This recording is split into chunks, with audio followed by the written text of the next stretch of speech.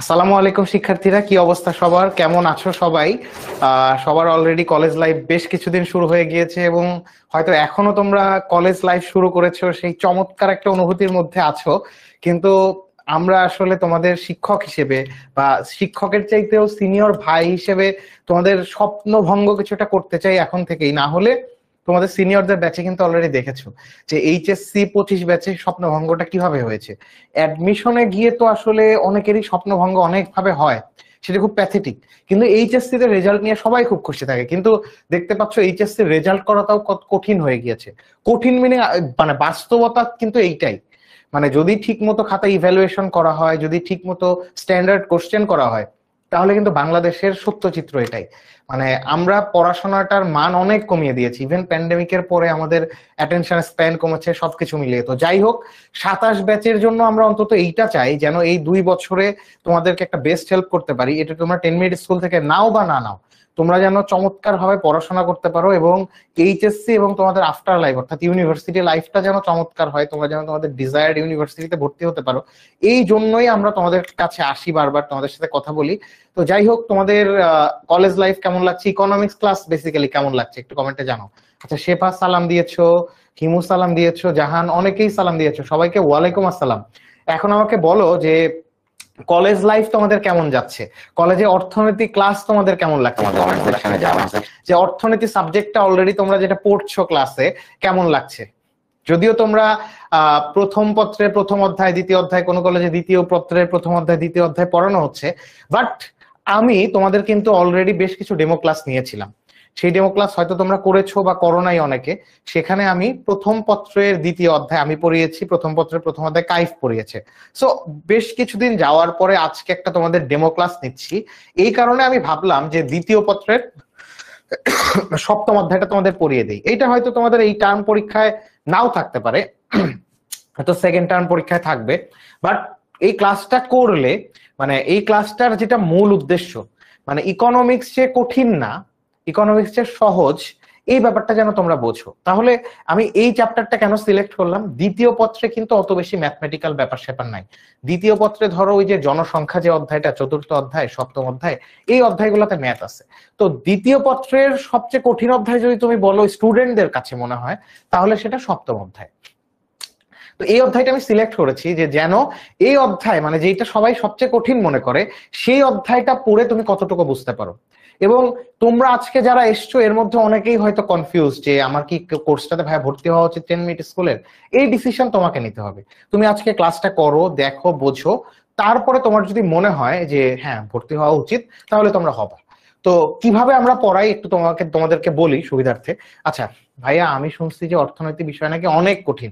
আচ্ছা জুথি, এইটা হচ্ছে একটা রিউমার, এটা সবাই শুনে। মানে মানে ধরো যে কখনো ইকোনমিক্স পড়েই নাই কলেজে, তার কাছেও তুমি যাবা যে ভাই বা চাচা, এই বেশিরভাগ মিডিল এজ পার্সনরা জিজ্ঞেস করবা যে ইকোনমিক্স নাকি মানে কেমন, বলবো ইকোনমিক্স তো অনেক কঠিন, ও নিজে ইকোনমিক্স পড়ে নাই।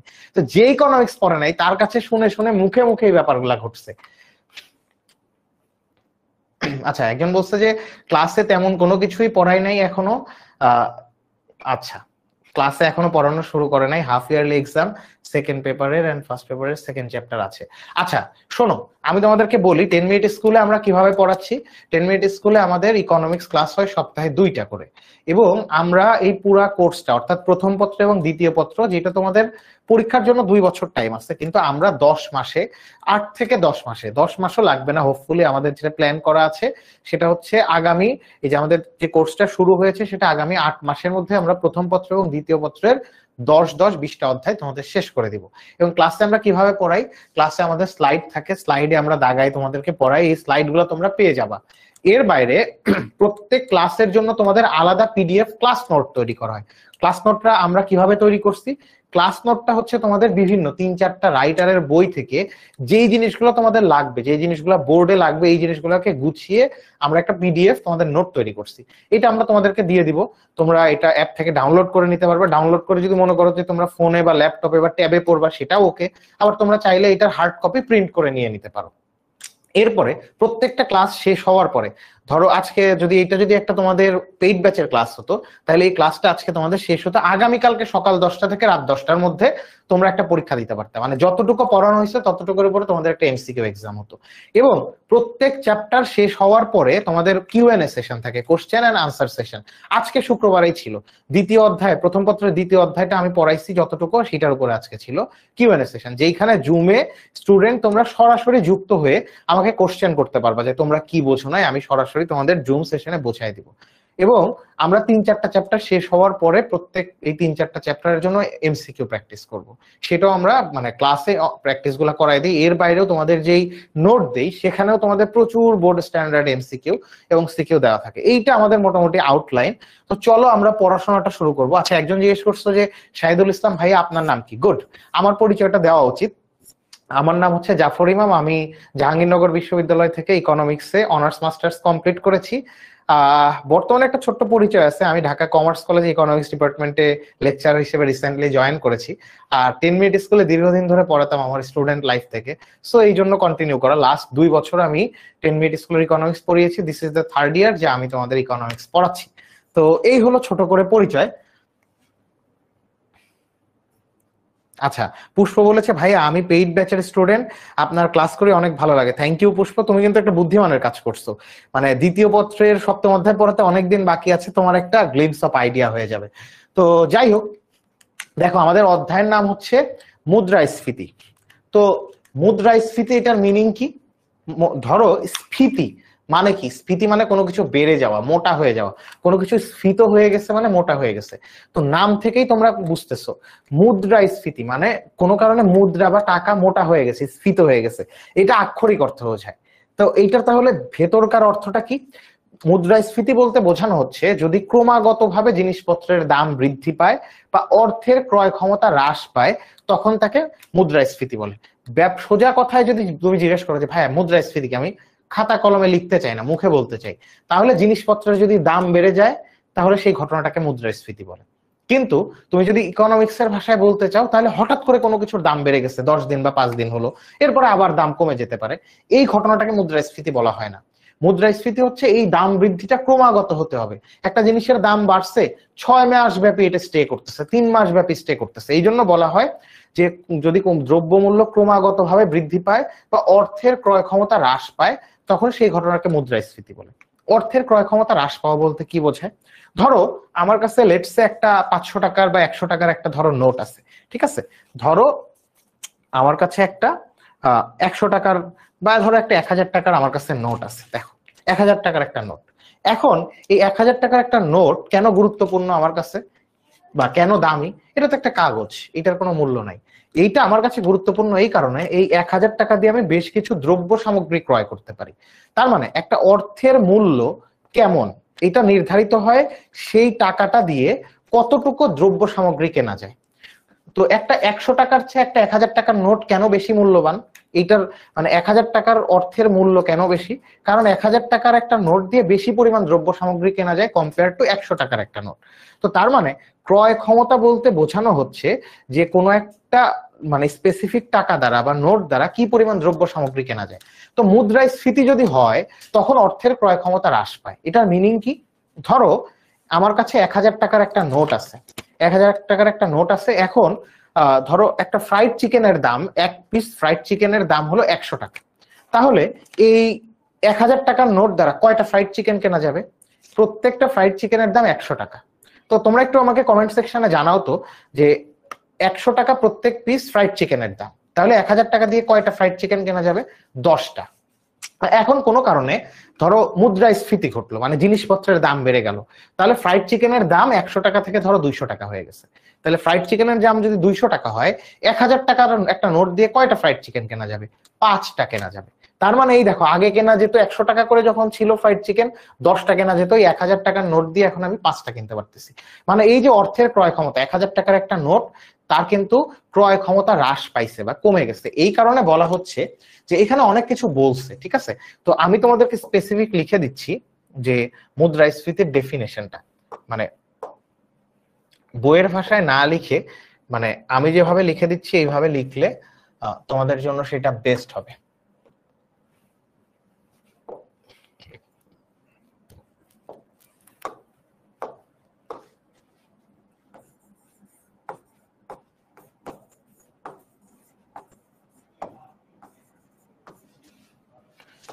আমার হ্যান্ড রাইটিংটা আবার একটু খারাপ।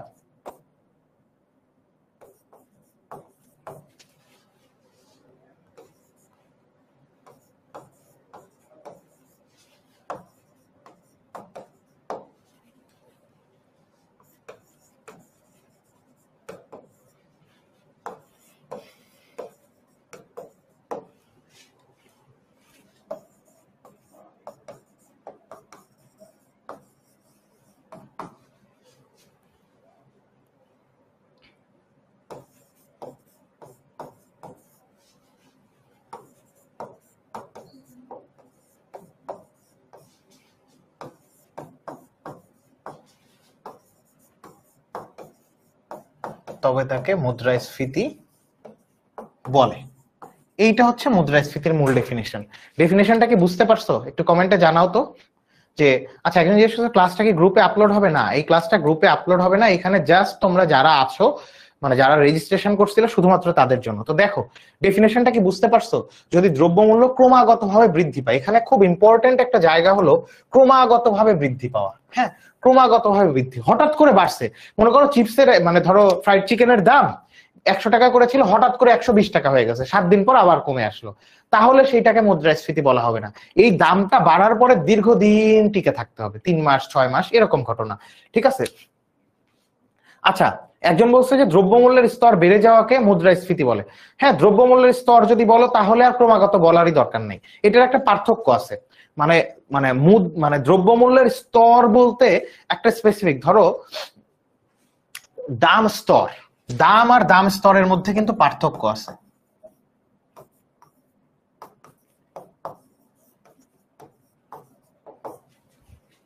ও বলছে যে মানে একজন কমেন্টে বলছে যে দ্রব্যমূল্যের স্তর বৃদ্ধিকে মুদ্রাস্ফীতি বলা হয়, এটা হবে কিনা? ইয়েস, এটা হবে।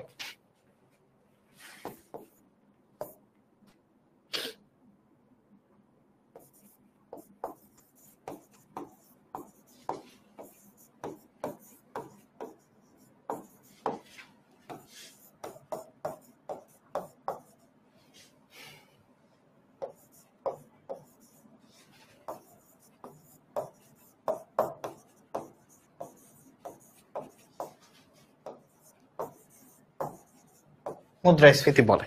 এখন এই যে যে জিনিসটা লিখলাম দাম আর দাম স্তর, এটার পার্থক্য কি?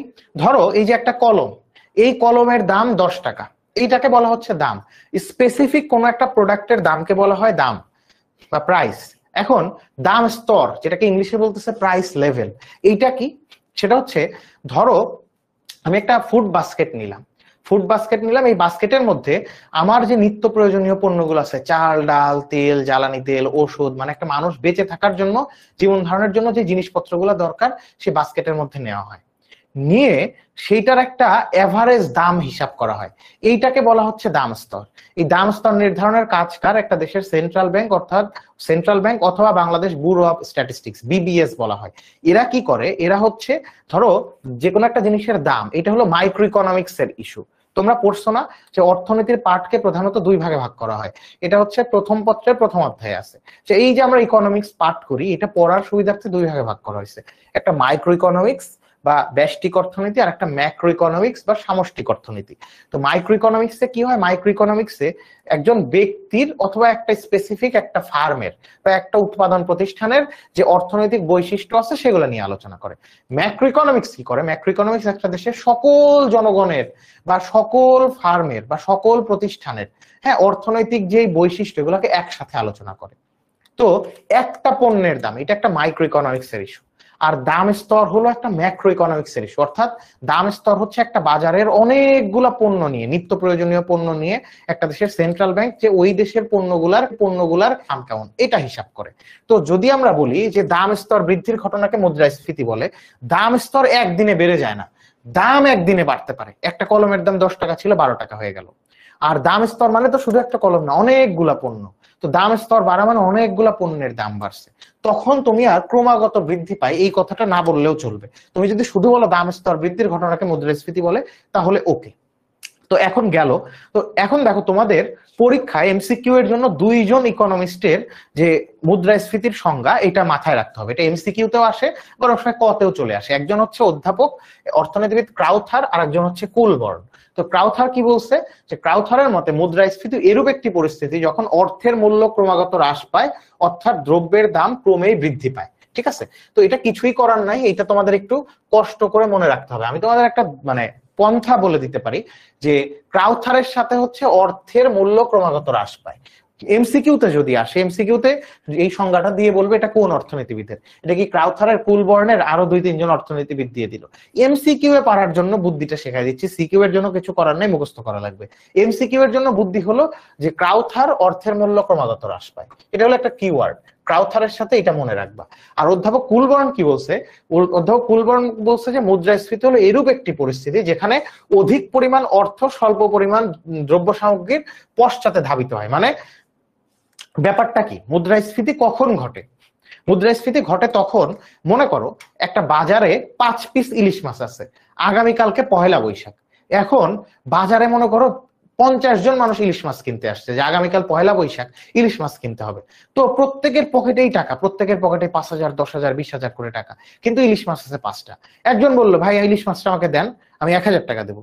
আর একজন দেখলো আরে 5টা ইলিশ কিনতে আসছে 50 জন, পাবো না আমি। ও বলছে ভাই আমি 3,000 না, আমি 5,000 টাকা দিব। আর একজন বলছে 7,000 টাকা দিব। তার মানে ইলিশ মাছ হয়ে গেছে কম, মানুষের পকেটে টাকা বেশি। যদি এক একজনের পকেটে থাকতোই 500 করে টাকা, ওই ইলিশের জন্য কেউ 500-র বেশি খরচ করতে পারতো না। তার মানে প্রত্যেকের পকেটে টাকা বেশি, জিনিসপত্র কম। এইরকম পরিস্থিতি তৈরি হয় হলো মুদ্রাস্ফীতির সময়। এই কারণে অধ্যাপক কুলবর্ন কি বলছে, মুদ্রাস্ফীতি হলো এরূপ একটি পরিস্থিতি যেখানে অধিক পরিমাণ অর্থ, যে মানুষের পকেটে টাকা বেশি, স্বল্প পরিমাণ দ্রব্য সামগ্রী, মাত্র 5টা ইলিশের পেছনে স্বল্প পরিমাণ দ্রব্য সামগ্রীর পশ্চাতে ধাবিত হয়। এমসিকিউ এর জন্য কিভাবে মনে রাখবা, কুলবর্ণের সাথে পশ্চাতে ধাবিত হয়, মানে যাতে তুমি সংজ্ঞাটা দেখলেই বুঝতে পারো যেটা কুলবর্ণের। কুলবর্ণ পশ্চাতে ধাবিত হয়, তার মানে যেখানে পশ্চাতে ধাবিত হয় আছে সেটাই কুলবর্ণের, কারণ কুলবর্ণ ছাড়া অন্য কারো ক্ষেত্রে এই শব্দটা নাই। আর এইখানে অর্থের মূল্য ক্রমাগত হ্রাস পায়, এটা কি ক্রাউথারের সাথে মনে রাখবা। এইভাবে তোমরা জিনিসগুলোকে একটু মেমোরাইজ করতে পারবা। আচ্ছা, একজন জিজ্ঞেস করছে কমার্সের স্টুডেন্টদেরও কি এই সাবজেক্ট আছে? ইয়েস, কমার্সের স্টুডেন্টরা 4th সাবজেক্ট হিসেবে ইকোনমিক্স নিতে পারে। আমি কমার্স কলেজে লেকচার হিসেবে জয়েন করছি, তো বেশ কিছু স্টুডেন্ট আছে যারা তোমার কিনা মানে কমার্সে পড়ে কিন্তু 4th সাবজেক্ট হিসেবে ইকোনমিক্স নিছে। ঠিক আছে, তো এখন আসো, এখানে কি বলছে যে মুদ্রাস্ফীতির তাহলে তার কিছু বৈশিষ্ট্য। তোমাদের অনেক সময় খতে বা গতে কোশ্চেন আসতে পারে সিকিউতে, যে মুদ্রাস্ফীতির বৈশিষ্ট্য লেখো। তো প্রথম বৈশিষ্ট্য কি, দাম স্তর ক্রমাগত বৃদ্ধি পায়। ওই যে বললাম যে তোমাদের দাম স্তর আস্তে আস্তে বা পণ্যের দাম কন্টিনিউয়াসলি বেড়ে যাবে। এক, এরপরে কি, অর্থের ক্রয় ক্ষমতা বা অর্থের মূল্য হ্রাস পায়। ওই যে অর্থের ক্রয় ক্ষমতা হ্রাস পাওয়া মানে কি, 1,000 টাকার একটা নোট আগে 10টা ফ্রাইড চিকেন কিনতে পারতো, এখন প্রত্যেকটা ফ্রাইড চিকেনের দাম 100 থেকে 200 টাকা হয়ে যাওয়াতে ওই একই 1,000 টাকার নোট দিয়ে 5টা ফ্রাইড চিকেন কেনা যাচ্ছে। তার মানে তার ক্রয় ক্ষমতা হ্রাস পাইছে। আর ক্রয় ক্ষমতা হ্রাস পাওয়া মানে অর্থের মূল্য কমে যাওয়া, কারণ অর্থের মূল্য ওই জায়গাটাতেই যে এইটা দিয়ে কতখানি পণ্য কেনা যায়। 100 টাকার একটা নোট দিয়ে যদি বেশি পরিমাণ পণ্য কেনা যায়, তার মানে এটার মূল্য বেশি। কিন্তু 100 টাকার একটা নোট দ্বারা জিনিসপত্রের দাম বেড়ে গেছে, এই কারণে এখন আগের চেয়ে কম পণ্য কেনা যাচ্ছে, তার মানে এটার মূল্য কমে গেছে। আচ্ছা, ক্লাসের কি নোট পাওয়া যাবে না? আচ্ছা, এই ক্লাসের ক্লাস নোট পিডিএফ তোমরা পাবা না। পেইড ব্যাচে যদি তোমরা জয়েন করো তখন প্রত্যেকটা ক্লাসের জন্য তোমরা পিডিএফ নোট পেয়ে যাবা। বাট আমি তোমাকে অন্তত এইটুকু আশ্বস্ত করতে পারি, তোমরা একটা বেস্ট ক্লাস নোট পাবা, কারণ এটা 3-4টা বই থেকে একসাথে করে আইডিয়া গুলাকে তোমাদের দেওয়া হবে। একজন বলছে সেকেন্ড পেপার বই নাই, সমস্যা নাই, বই ছাড়াও এখানে ইনশাল্লাহ তোমরা ভালোভাবে বুঝতে পারবে। আর সেকেন্ড পেপার বই তোমরা হচ্ছে প্রফেসর মোস্তাফিজুর রহমানের বইটা কিনতে পারো ভালো, আর প্রথম পত্রের জন্য হচ্ছে রণজিৎ কুমার নাথের বই ভালো, আমার পার্সোনাল এক্সপিরিয়েন্স যেটা বলে। আচ্ছা, এরপরে কি বলছে, স্বল্প পরিমাণ সেবা ও দ্রব্যের জন্য অধিক অর্থ ব্যয় করতে হয়। অবশ্যই তাই, স্বল্প, এখানে কি বলছে, স্বল্প পরিমাণ সেবা ও দ্রব্যের জন্য অধিক অর্থ ব্যয়। ওই যে আগে আমি একটা মানে ফ্রাইড চিকেনের জন্য 100 টাকা ব্যয় করতাম, এখন দাম বেড়ে 200 হয়েছে, তো আগের চেয়ে বেশি টাকা ব্যয় করতেছি না।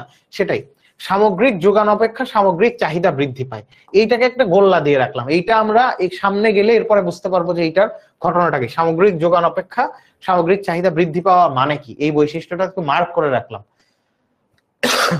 মৃদু মুদ্রাস্ফীতি বিনিয়োগ, কর্মসংস্থান এবং উৎপাদন বৃদ্ধির জন্য সহায়ক।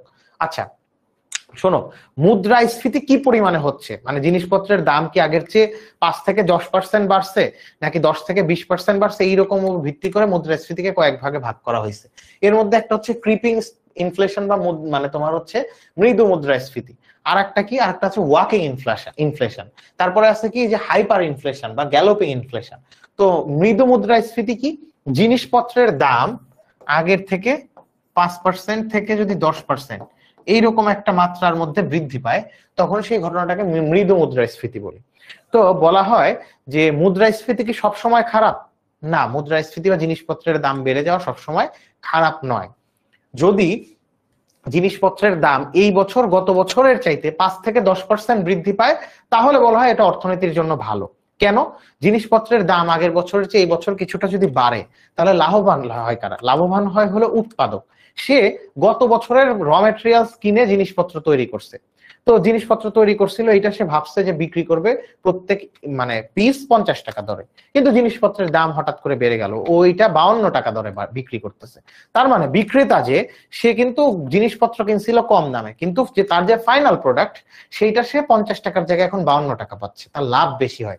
তো ব্যবসায়ীর যখন লাভ বেশি হয়, তখন ব্যবসায়ী উজ্জীবিত হয়, সে আগের চেয়ে বেশি পরিমাণ পণ্য উৎপাদন করতে আগ্রহী হয়। তো বেশি পরিমাণ পণ্য উৎপাদন করতে নিলে তার ওই ফ্যাক্টরিতে লেবার আগের চেয়ে বেশি লাগে, তার মানে ওখানে মানুষ কর্মসংস্থান বেশি পাচ্ছে, কর্মসংস্থান বেশি পেলে ওই মানুষগুলোর পকেটে টাকা ঢুকতেছে, তখন সেই মানুষগুলা গিয়ে আবার আরো পণ্য সামগ্রী কেনে, এবং আরো পণ্য সামগ্রী কিনলে ব্যবসায়ীদের আবার লাভ হয়। তার মানে এটা একটা সার্কুলার বৃত্তাকারে চলতে থাকে। ব্যবসায় লাভ হলে ব্যবসায়ী বেশি উৎপাদন করে, মানুষজন কাজ পায়, যারা কাজ পাইছে তারা আবার বেশি বেশি পণ্য সামগ্রী কেনে, আবার ব্যবসায়ী উজ্জীবিত হয়। তো এইটার মাধ্যমে ইকোনমি সামনের দিকে আগায় যায়। তো এই কারণে বলা হচ্ছে মৃদু মুদ্রাস্ফীতি ভালো। কিন্তু যদি মুদ্রাস্ফীতি অনেক বেশি হয়, মুদ্রাস্ফীতি ধরো হয়ে গেছে 50% থেকে 100% মুদ্রাস্ফীতি হয়ে গেছে, যেটাকে আমরা বলতেছি যে উল্লম্ফন মুদ্রাস্ফীতি, এই সময় অর্থনীতির অবস্থা খুব খারাপ হয়ে যায়। দেশে গরিব মানুষ যারা আছে, ফিক্সড আয়ের মানুষ যারা আছে, তারা খুবই সাফার করে এবং দেশের পরিস্থিতি খুব খারাপ হয়ে যায়। আচ্ছা, একজন বলছো যে তোমার কমার্স কলেজ, তোমার বাসা কমার্স কলেজের খুবই কাছে, তো ভেরি গুড, সমস্যা নাই, কোনো একদিন আমাদের ইনশাল্লাহ দেখা হয়ে যাবে। কমার্স কলেজে তো আমি যাই প্রত্যেকদিন, ধরো ক্লাস শুরু হয়ে যায় 8:45 থেকে এবং এখানে দুপুর অবধি থাকতে হয়। তো দেখা হবে কোনো একদিন, কলেজে চলে আসতে পারো। এখন দেখো মুদ্রাস্ফীতি, তো আমরা এখন এই যে মুদ্রাস্ফীতির ঘটনাটা দেখলাম, এখন আমরা দেখবো মুদ্রা কি, জিনিসপত্রের দাম কি সব সময় বাড়ে, মানে মুদ্রাস্ফীতি কি সব সময় হবে? মুদ্রা সংকোচন কি হতে পারে না? জিনিসপত্রের দাম কি কমতে পারে না? ইয়েস, জিনিসপত্রের দাম যেহেতু বাড়ে, জিনিসপত্রের দাম কমেও যেতে পারে, যদিও এই ঘটনাটা খুব রেয়ারলি ঘটে। ঠিক আছে, এই ঘটনাটা খুব রেয়ারলি ঘটে। তো জিনিসপত্রের দাম কমে যাওয়া, এই ঘটনাটাকে বলতেছে মুদ্রা সংকোচন, মানে মুদ্রা চিকন হয়ে যাচ্ছে। তো মুদ্রা সংকোচন কাকে বলে? যখন দেশে দ্রব্য সামগ্রীর, আচ্ছা মুদ্রা সংকোচনের সংজ্ঞাটা লিখে দেই আগের মতোই, যদি দ্রব্যমূল্য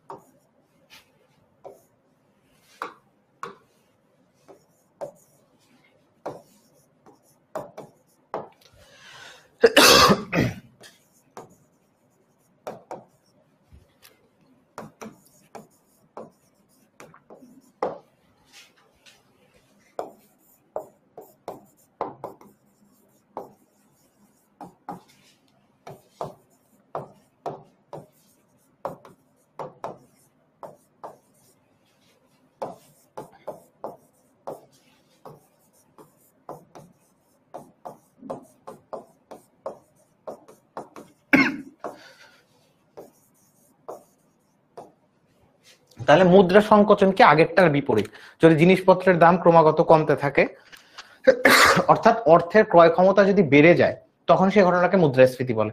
অর্থের ক্রয় ক্ষমতা কেন বাড়লো? ধরো প্রতি প্যাকেট চিপসের দাম ছিল 20 টাকা, তখন 100 টাকার একটা নোট দ্বারা কয় প্যাকেট চিপস কেনা যেত? প্রতি প্যাকেট, একটু পানি খেয়ে নেই, হ্যাঁ আমি খুবই সরি, একটু অসুস্থ আমি, মানে আমার খুবই মানে কাশি হচ্ছে, সো তোমরা এটা একটু কনসিডার করো। আচ্ছা, তো দেখো কি বলা হয়েছে, যদি দ্রব্যমূল্য ক্রমাগত হ্রাস পায় অর্থাৎ অর্থের ক্রয় ক্ষমতা বেড়ে যায় তখন তাকে মুদ্রা সংকোচন বলে। অর্থের ক্রয় ক্ষমতা বেড়ে যাওয়া কেমন? ধরো প্রতি প্যাকেট চিপসের দাম ছিল 20 টাকা, 100 টাকার একটা নোট দ্বারা কয় প্যাকেট চিপস কেনা যাবে? 5 প্যাকেট। তো এখন হঠাৎ করে দ্রব্যমূল্য কমে গেল, মানে চিপসের দাম 20 টাকা থেকে 10 টাকা হয়ে গেছে। এখন ওই 100 টাকার নোট দ্বারা কয় প্যাকেট চিপস কেনা যাবে? 10 টাকা করে যদি হয় তাহলে 10 প্যাকেট কেনা যাবে। তো আগে কেনা যেত 20 টাকা যখন দাম ছিল তখন 5 প্যাকেট, এখন কেনা যাচ্ছে 10 প্যাকেট। তার মানে কি 100 টাকার ওই নোটের ক্রয় ক্ষমতা, কেনার ক্ষমতা বেড়ে গেছে না? এই জন্য বলা হয় যে অর্থের ক্রয় ক্ষমতা বেড়ে যায়। এখন মুদ্রা সংকোচনের বৈশিষ্ট্য কি কি?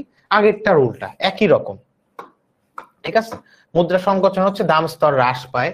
এবং কি হয়েছে আমি বলছি না যে মৃদু মুদ্রাস্ফীতি অর্থাৎ 5 থেকে 10% মুদ্রাস্ফীতি বা ইনফ্লেশন ভালো। আর যদি মুদ্রা সংকোচন হয় তখন ব্যবসায়ীদের ঘটনাটা কি ঘটে? ব্যবসায়ী গত বছর কিছু পণ্য সামগ্রী উৎপাদন করছে, সে টার্গেট করে রাখছে প্রতি পিস 50 টাকায় বেচবে, কিন্তু দাম কমে যাওয়ায় সে এখন বেচতেছে কত? তো ধরো 50 টাকার জিনিসটা তাকে 45 টাকায় সেল করতে হচ্ছে। তার মানে এই তোর কিন্তু লস হচ্ছে। তার টার্গেটেড ছিল সে 50 টাকায় সেল করবে, কিন্তু এখন তার দাম 5 টাকা কমে যায় 45 টাকায় সেল করতে হচ্ছে, মানে ব্যবসা কমে যায়। তো ব্যবসায় যদি নিরুৎসাহিত হয় তাহলে তার উৎপাদন কমায় দিবে, তখন ওইখানে যে লেবাররা কাজ করতো তারা কাজ হারায় ফেলবে। এখানে এটাই বলছে, দেখো এই যে বিনিয়োগ, কর্মসংস্থান, উৎপাদন হ্রাস পায় এবং বেকারত্ব বৃদ্ধি পায়, বোঝা গেল? এরপর ব্যবসার মুনাফা হ্রাস পায়, ওই যে সে টার্গেট করে রাখছিল 50 টাকায় বেচবে, 50 টাকার জিনিসের দাম কমে 45 হয়ে গেছে, তো তাইলে তার লাভ কমে গেল না? সামগ্রিক চাহিদা হ্রাস পায়, এটা আমি বোঝাবো কিভাবে সামনে। জনগণের জীবনযাত্রার মান হ্রাস পায়, কারণ কি? ওই যে বেকারত্ব বাড়ছে না, মানুষের আয় কমে গেছে, ব্যবসায়ী যখন ক্ষতিগ্রস্ত হচ্ছে ওখানে যারা চাকরি করে তারাও ক্ষতিগ্রস্ত হবে। তো তারা ক্ষতিগ্রস্ত হইলে কি হয়? জীবনযাত্রার মান কমে যায় এবং অর্থনীতিতে মন্দা অবস্থা দেখা যায়। মন্দা অবস্থা মানে কি? মন্দা অবস্থা মানে এরকম একটা অবস্থা যেখানে মানুষের পকেটে টাকা নাই, মানুষ বেশি বেশি জিনিসপত্র কিনতে পারতেছে না, যার কারণে ব্যবসার অবস্থাও খারাপ, উৎপাদনও কমে গেছে। তো এখানে কি হয়? জিনিসপত্রের দাম কমে গেলে ব্যবসায়ীরা ক্ষতিগ্রস্ত হয়, ব্যবসায়ীদের লস হয়, যার কারণে তারা উৎপাদন কমায় দেয়। আবার যারা কাজ করতো কর্মী ছাঁটাই করে দেয়, তো কর্মী ছাঁটাই করলে তারাও কাজ পাচ্ছে না, তখন ইকোনমির একটা অবস্থা খারাপ হয়ে যায়। এই খারাপ অবস্থাকে বলতেছে মন্দা অবস্থা। ঠিক আছে, তো এখন মুদ্রাস্ফীতির তাহলে আমরা কারণ পড়ি। হ্যাঁ, এখানে অনেকগুলো আছে, আমরা এইদিকে যাচ্ছি।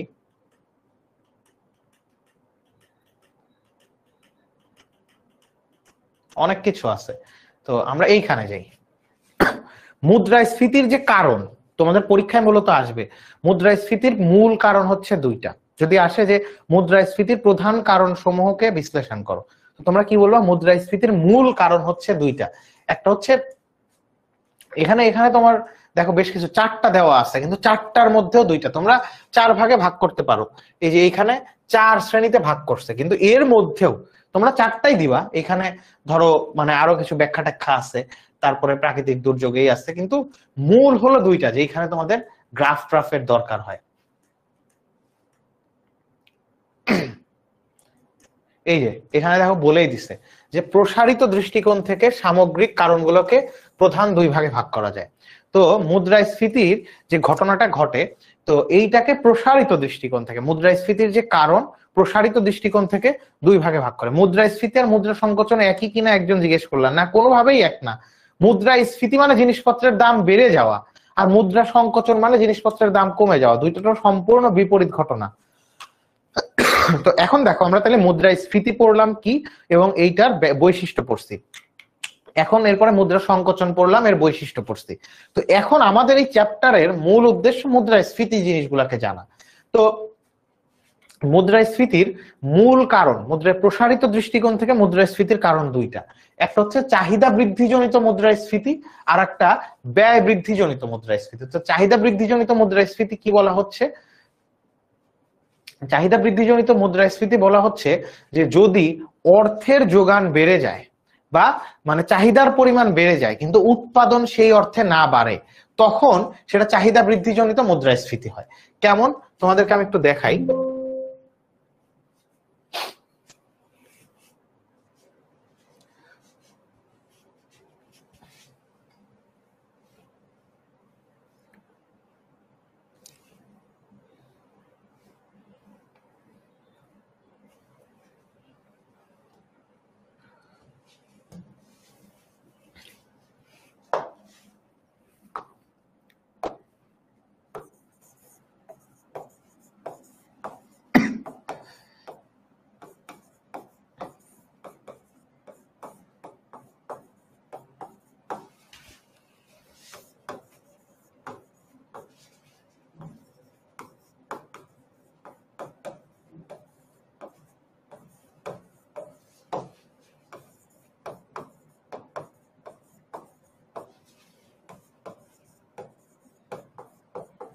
দুই ভাগে ভাগ করা যায়। একটা হচ্ছে চাহিদা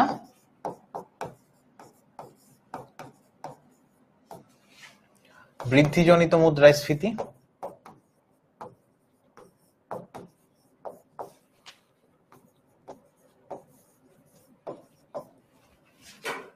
আর একটা হচ্ছে তোমার ব্যয় বৃদ্ধিজনিত মুদ্রাস্ফীতি।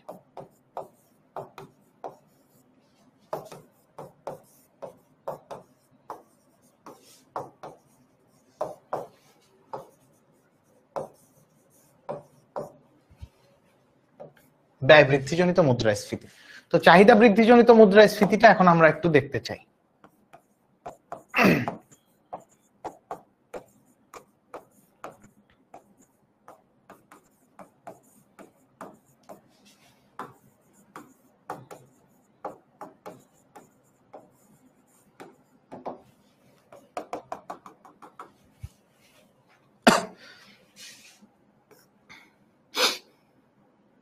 সামগ্রিক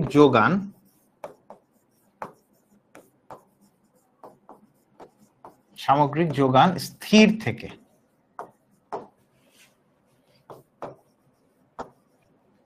থেকে যদি অর্থের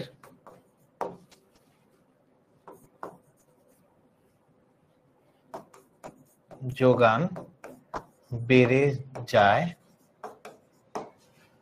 বা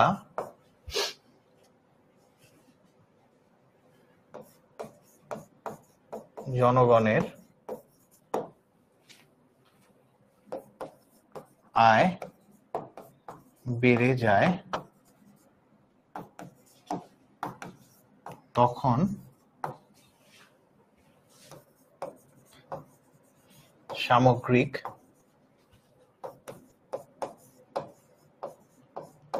চাহিদাও বেড়ে যায়। ফলে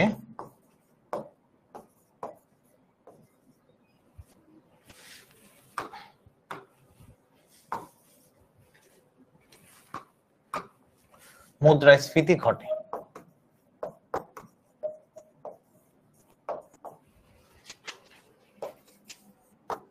এটার মানে কি? মানে হচ্ছে যে তোমার ধরো বাজারে যে পণ্য সামগ্রী আছে, পণ্য সামগ্রী স্থিরই আছে। পণ্য সামগ্রী স্থির কেমন?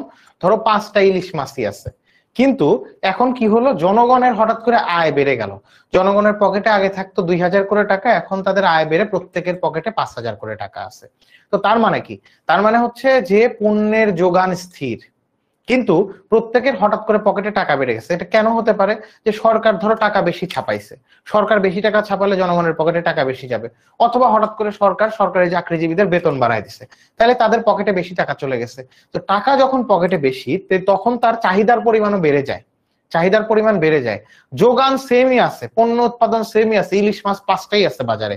আগে ছিল প্রত্যেকের পকেটে 2000 টাকা, এখন 5000 টাকা। তো সবাই ইলিশ মাছ কিনতে আসবে। তো আগে ইলিশ মাছ যখন কিনতো, তখন সে ইলিশ মাছের জন্য 1000 টাকা খরচ করতে চাইতো। তো এখন সে ওই একই ইলিশ মাছের জন্য, অনেক মানুষের আয় বাড়ছে, তো এই ইলিশ মাছের জন্য এখন সে 2000 টাকা ব্যয় করে। এই যে ফলে ইলিশ মাছের দাম বেড়ে গেছে। এখন এটাকে গ্রাফিক্যালি আমরা কিভাবে দেখাবো? গ্রাফিক্যালি দেখাবো এভাবে যে এই পাশে আমি দেখাবো যে তোমার হচ্ছে পরিমাণ,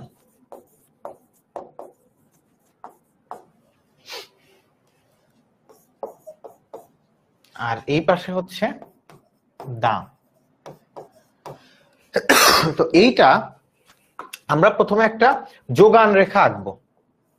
এই যোগান রেখাটাকে বলা হচ্ছে এএস, মানে এগ্রিগেট সাপ্লাই। এএস মানে হচ্ছে এগ্রিগেট সাপ্লাই।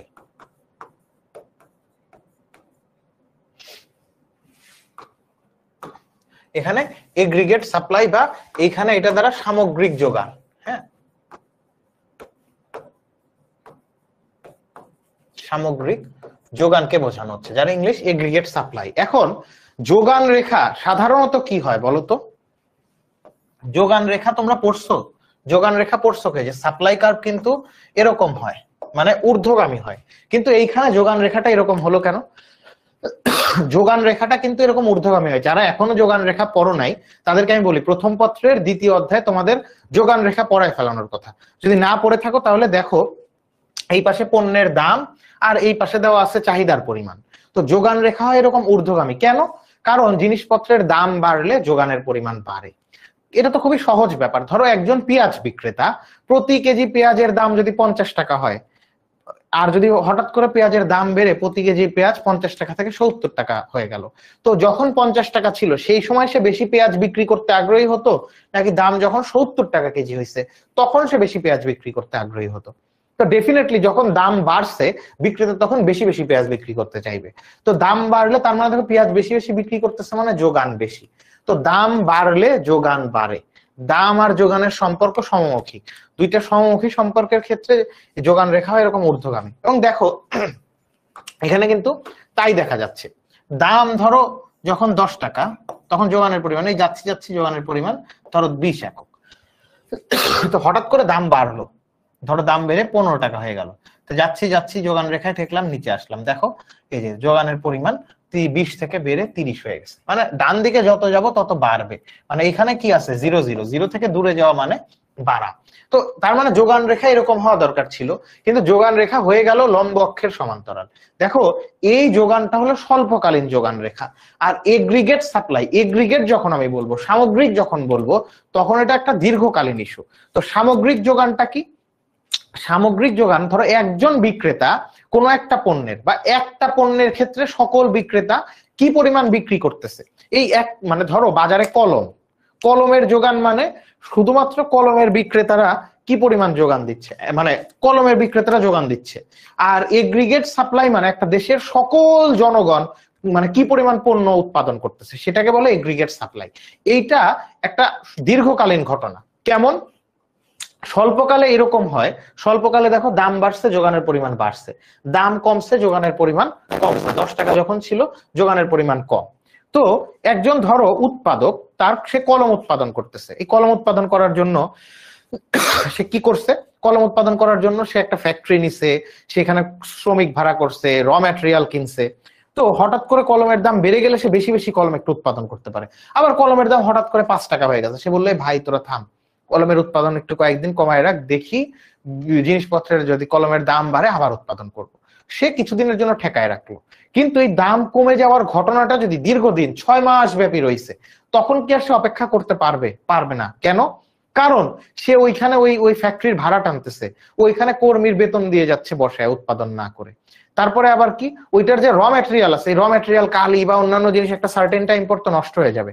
তার মানে যদি জিনিসপত্রের দাম তোমার অল্প সময়ের জন্য কমা বাড়া করে, তখন এই যে এই ইয়েকে যোগান কমা বাড়া করানো যায় দামের সাথে। কিন্তু যদি দীর্ঘদিন ধরে কোন একটা পণ্যের দাম কমে গেছে, তখন মানে ওই যে পণ্যের যে উৎপাদন সেটা ঠেকায় রাখা যায় না, সে পুরোপুরি উৎপাদন করে ফেলে।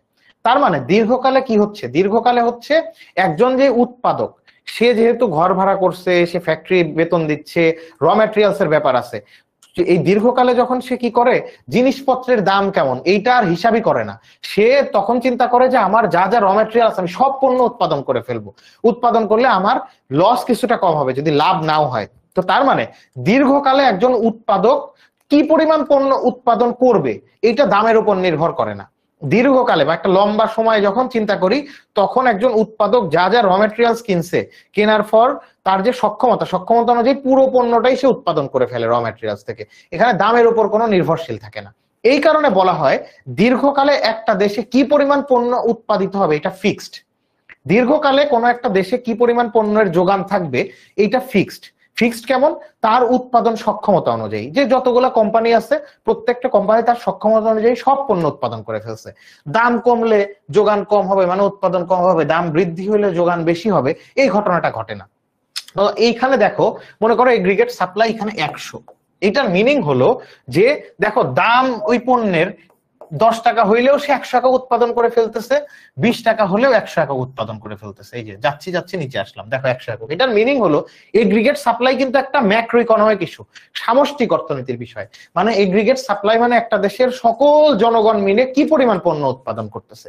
তো একটা দেশের সকল জনগণ দীর্ঘকালে কি পরিমাণ পণ্য উৎপাদন করে এইটা দামের উপর নির্ভরই করে না। এই জন্য লম্ব অক্ষের সমান্তরাল। দাম 10 টাকা হইলেও 100 একক উৎপাদন করছে, 20 টাকা হলেও উৎপাদন করতেছে 100 একক। কারণ কি?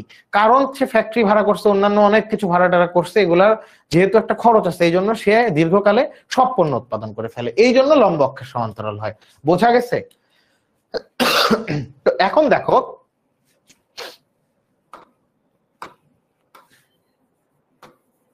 এখন কি হয়, তো ধরো এখন এগ্রিগেট সাপ্লাই কার্ভ, এখন দেখো সাপ্লাই কার্ভ ছিল, এটা ধরো aggregate demand curve. Aggregate supply curve তো লম্ব অক্ষের সমান্তরাল। আর এইটা কি? এটা হলো চাহিদা রেখা, সামগ্রিক চাহিদা রেখা। তো চাহিদা রেখা নিম্নগামী হয়, এটা নিশ্চয়ই এতদিনে তোমরা পড়ে ফেলছো। হ্যাঁ, প্রথম পত্রের 2য় অধ্যায় পড়ছো না যে চাহিদা রেখা নিম্নগামী হয়? তো এখন আমি কি বলছি, যে চাহিদা বৃদ্ধিজনিত মুদ্রাস্ফীতি, মানে চাহিদা বাড়বে। তো চাহিদা বাড়ছে না, মানুষের পকেটে বেশি টাকা ঢুকছে, সে ইলিশ মাছ খাইতে চাইতো আগে 5 জন, এখন ইলিশ মাছ খাইতে চায় 10 জন, মানে সামগ্রিক চাহিদা বাড়ছে। তো সামগ্রিক চাহিদা বাড়লে চাহিদা রেখা কোন দিকে শিফট হয়? চাহিদা রেখা শিফট হয় হচ্ছে ডান দিকে।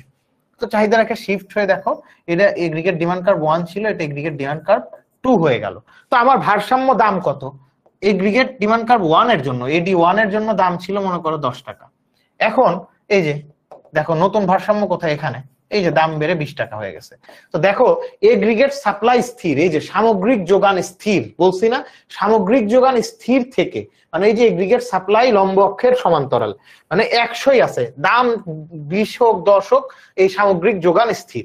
সামগ্রিক যোগান স্থির থেকে যদি অর্থের যোগান বেড়ে যায় বা জনগণের আয় বেড়ে যায়, মানে জনগণের পকেটে টাকা বেশি ঢুকছে, তখন সামগ্রিক চাহিদাও বেড়ে যায়। যে সামগ্রিক চাহিদা এগ্রিগেট ডিমান্ড কার্ভ 1 থেকে 2 তে চলে গেছে, ফলে মুদ্রাস্ফীতি ঘটে। মুদ্রাস্ফীতি মানে জিনিসপত্রের দাম বেড়ে যাওয়া। এই যে দাম 10 টাকা থেকে 20 টাকা হয়ে গেছে, তার মানে চিত্র কিন্তু লাগবে এইটা তোমাদের। আর নিচে কিন্তু নোটেশন দিয়ে দিও, চিত্র চাহিদা বৃদ্ধিজনিত মুদ্রাস্ফীতি। হ্যাঁ, নিচে কিন্তু নোটেশন দিতে হবে, চাহিদা বৃদ্ধি জনিত মুদ্রাস্ফীতি, নাহলে কিন্তু মার্কস কেটে দিবে। নিচেই নোটেশনটা দিতে হবে, চাহিদা বৃদ্ধিজনিত মুদ্রাস্ফীতি। এই চিত্রটা কিন্তু লাগবে না, এটা তোমাদের বোঝানোর জন্য দিছি। তাহলে চাহিদা বৃদ্ধিজনিত মুদ্রাস্ফীতি যখন, মানে তোমাকে বলবে যে প্রসারিত দৃষ্টিকোণ থেকে মুদ্রাস্ফীতির কারণ বিশ্লেষণ করো। প্রসারিত দৃষ্টিকোণ থেকে মুদ্রাস্ফীতির কারণ দুইটা, একটা চাহিদা বৃদ্ধিজনিত মুদ্রাস্ফীতি আর একটা তোমার হচ্ছে খরচ বৃদ্ধি বা এই যে ব্যয় বৃদ্ধিজনিত মুদ্রাস্ফীতি। তো 1 নাম্বারটার ঘটনাটা এইটুকু লিখে এই চিত্রটা বললেই হবে, আর জাস্ট নিচে ঘটনাটা বর্ণনা করে দিবা যে আগে এগ্রিগেট ডিমান্ড কার্ভ 1 ছিল, হঠাৎ করে এখন হলো চাহিদা বেড়ে গেছে, এই জন্য এগ্রিগেট ডিমান্ড কার্ভ 2 হয়েছে। আগে ভারসাম্য দাম ছিল 10, এখন হয়েছে 20। পারবা না? এটা কি বুঝতে পারছো? একটু কমেন্টটা এখন বলো তো যে এটা বুঝছো কিনা, যতটুকু পড়ালাম এটা বুঝতে পারছো কিনা তোমরা বলো। বোঝা গেছে?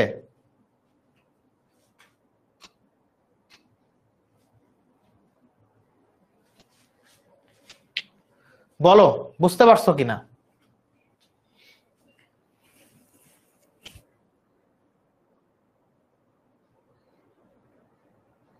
না এখানে এখন মানে এইটা তো তোমাদের জন্য জাস্ট একটা ডেমো ক্লাস, ঠিক আছে? এটা তোমাদের জন্য একটা ডেমো ক্লাস। আচ্ছা তোমরা, আমি এই চ্যাপ্টার তোমাদের নিছি এই কারণে যে এতদিনে তোমাদের প্রথম পত্রের 2য় অধ্যায় পড়ানো হয়ে যাওয়ার কথা। তোমরা কি প্রথম পত্রের 2য় অধ্যায় মোটামুটি পড়ছো না? একটু বলো তো, প্রথম পত্রের 2য় অধ্যায় তোমরা পড়ো নাই?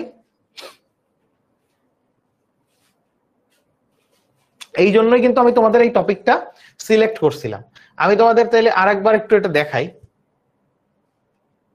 2য় অধ্যায় না পড়ে থাকলে এটা হয়তো একটু বোঝা কষ্ট হচ্ছে, তারপরেও তোমরা মনোযোগ দিলে কিন্তু বুঝতে পারবা, ঠিক আছে?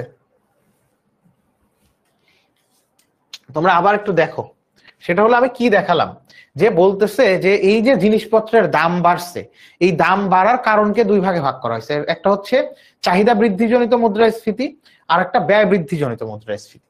তো আমরা চাহিদা বৃদ্ধিজনিত মুদ্রাস্ফীতিটা পড়তেছি, ঠিক আছে?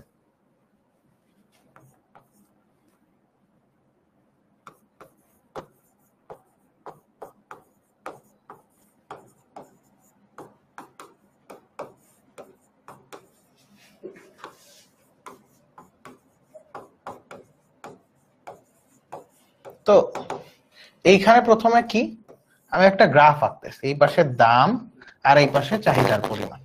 তো এখন এই পাশে তোমরা এইভাবেও চিন্তা করতে পারো যে আমার কি বলছি, আমরা এই পাশে বলছিলাম যে সামগ্রিক যোগান স্থির থেকে।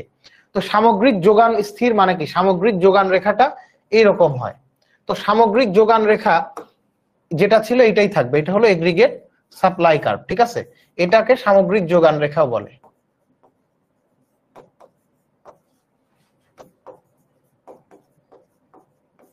সামগ্রিক যোগান রেখা, ঠিক আছে। তো এটা এগ্রিগেট সাপ্লাই কার্ভ, এটা যা আছে তাই থাকবে। দেখো কি বলছি, সামগ্রিক যোগান রেখা স্থির থেকে যদি সামগ্রিক চাহিদা বেড়ে যায়, মানে সামগ্রিক চাহিদা বাড়বে, তো তাহলে চাহিদা রেখা কেমন হয়? চাহিদা রেখা তো আগের মতোই। চাহিদা রেখা মনে করো ইনিশিয়ালি এই অবস্থায় ছিল, এগ্রিগেট ডিমান্ড কার্ভ 1 দিলাম। ডিমান্ড কার্ভ আর এগ্রিগেট ডিমান্ড কার্ভ দুইটা একই জিনিস, দুইটাই নিম্নগামী হয়। তো এখন এই অবস্থায় এই জিনিসটার দাম কত, কিভাবে বের করব?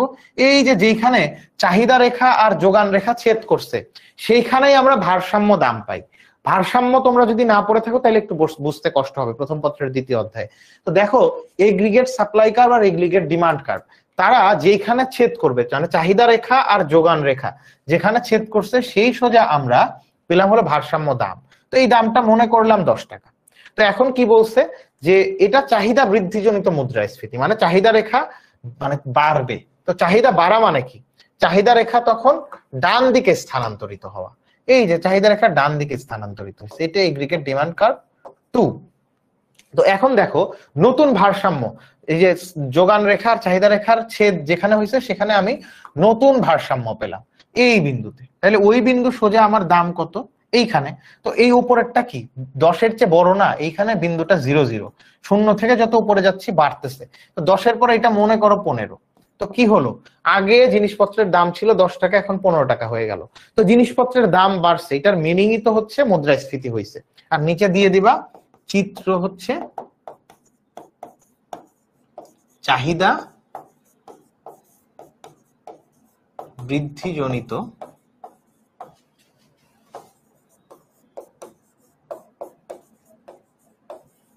বৃদ্ধিজনিত মুদ্রাস্ফীতি, ঠিক আছে। তো এখন কি চিত্রটা কি বোঝা গেছে? এই তোমরা চিত্রটা কি বুঝতে পারছো?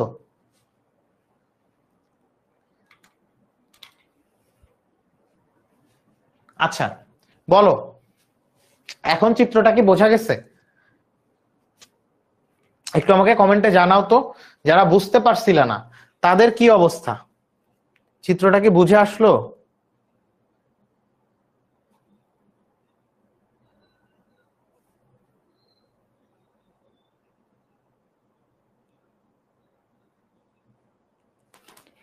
কমেন্টে জানাও তো, চিত্রের নোটেশনটা কিন্তু দিয়ে দিতে হবে। আচ্ছা এখন দেখো 2 নাম্বার ঘটনাটা কি, 2 নাম্বার হচ্ছে ব্যয় বৃদ্ধিজনিত মুদ্রাস্ফীতি। 2 নাম্বারটা হচ্ছে ব্যয় বৃদ্ধিজনিত মুদ্রাস্ফীতি। তো চাহিদা বৃদ্ধিজনিত মুদ্রাস্ফীতি পড়লাম। এখন দেখো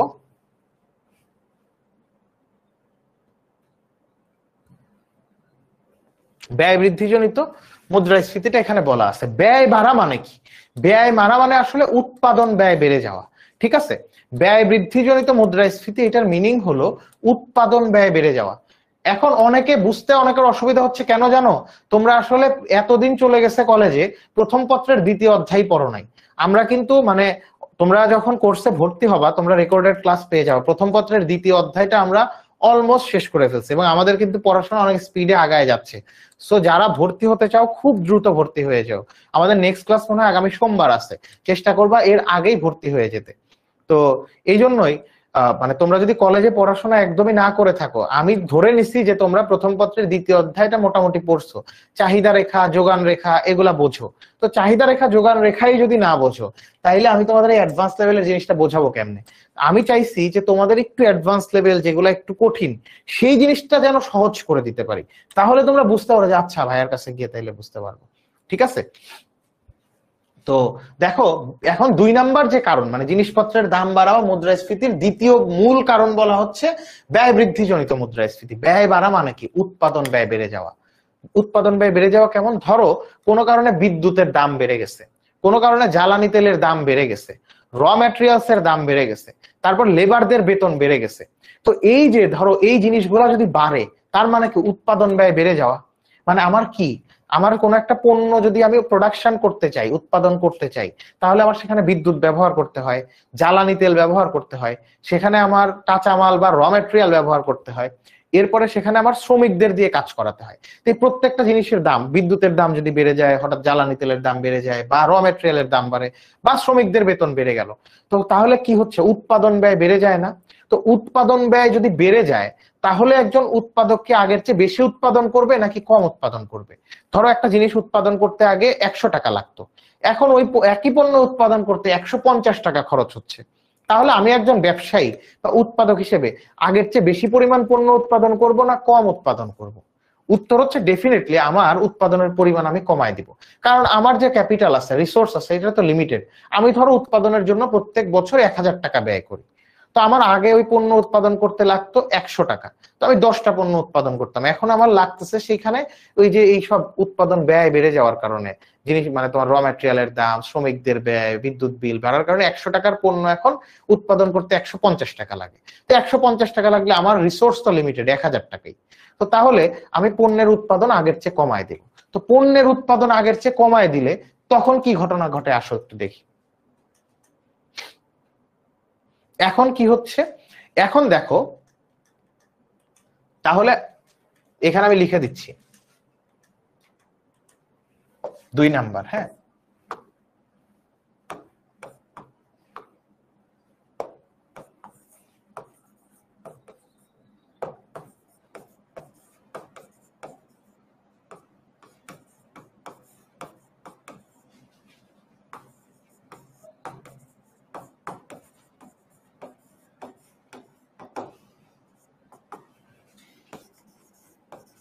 যদি কোনো কারণে উৎপাদন ব্যয় বেড়ে যায়, অর্থাৎ বিদ্যুতের দাম বৃদ্ধি,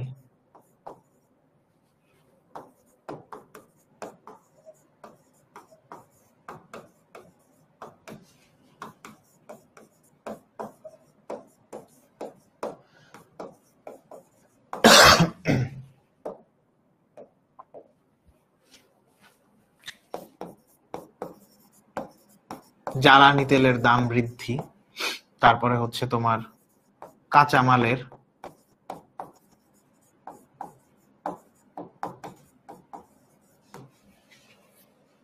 শ্রমিকের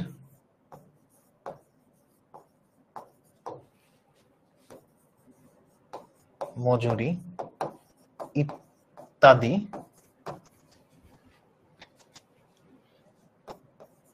বৃদ্ধি পায়, তখন যোগান হ্রাস পায়, কিন্তু চাহিদা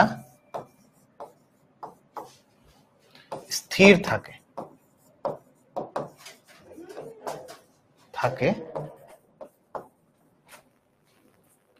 থাকে ফলে মুদ্রাস্ফীতি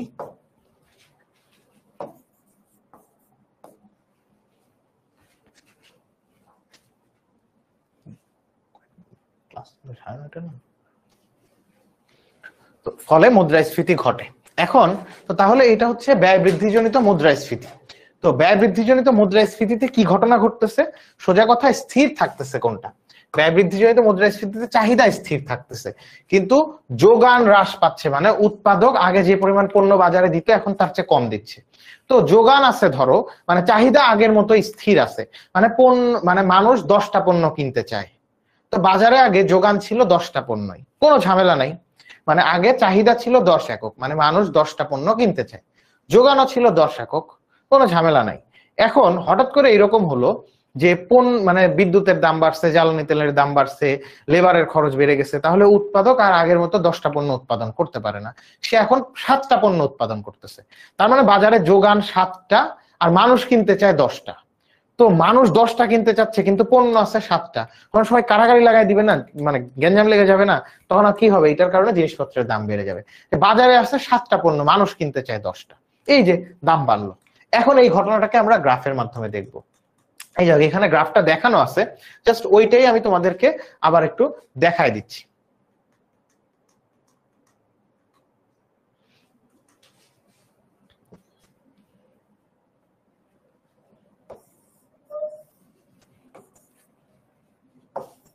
তো দেখো আমার কি বলছে, যে চাহিদা রেখা স্থির।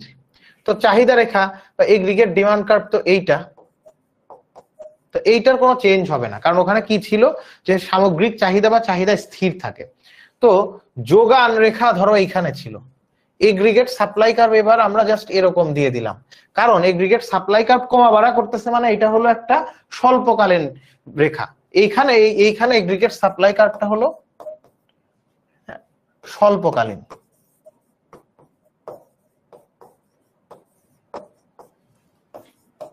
স্বল্পকালীন সামগ্রিক যোগান রেখা। আর আগেরটা ছিল দীর্ঘকালীন।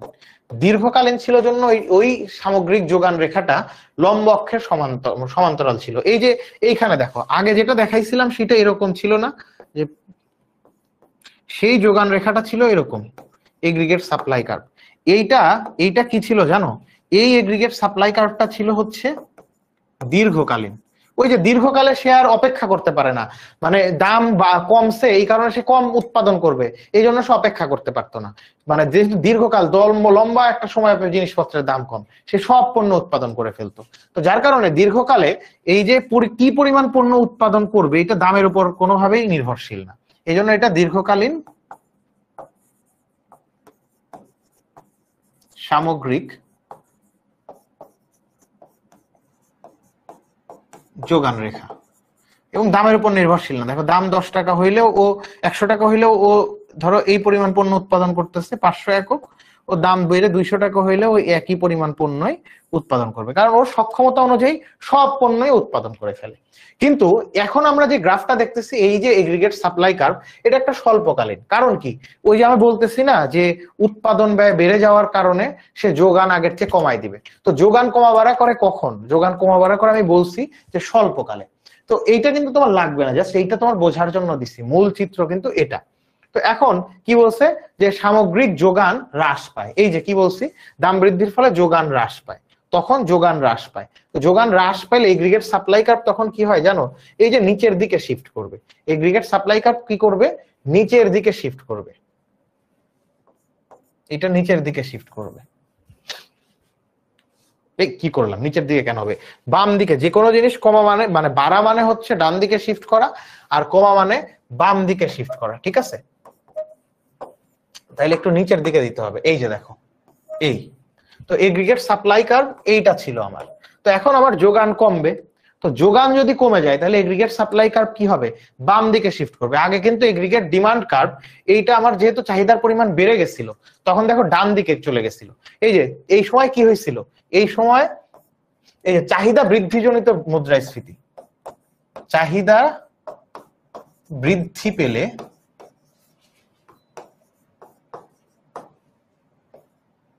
রেখা ডান দিকে সরে যায়, ডান দিকে সরে যায়। যে কোনো জিনিস বৃদ্ধি পেলে ডান দিকে সরবে, আর কমলে কি হবে, এই যে এখানে কিন্তু চাহিদার পরিমাণ বাড়ছিল, চাহিদা বৃদ্ধিজনিত মুদ্রাস্ফীতি যেহেতু, এই জন্য ডান দিকে গেছে এগ্রিগেট ডিমান্ড কার্ভ। আর এখানে এগ্রিগেট ডিমান্ড কার্ভ তো স্থির, এখানে কি বলছে যে চাহিদা স্থির থাকে, এই জন্য এগ্রিগেট ডিমান্ড কার্ভ আগের মতোই আছে। আর এগ্রিগেট সাপ্লাই অর্থাৎ যোগান হ্রাস পাইছে, মানে যোগান কমবে। তো যোগান যদি কমে, হ্যাঁ, যোগান কমলে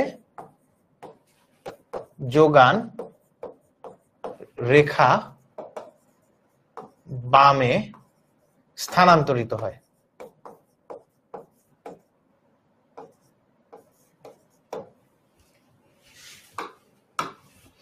বামে স্থানান্তরিত হয়।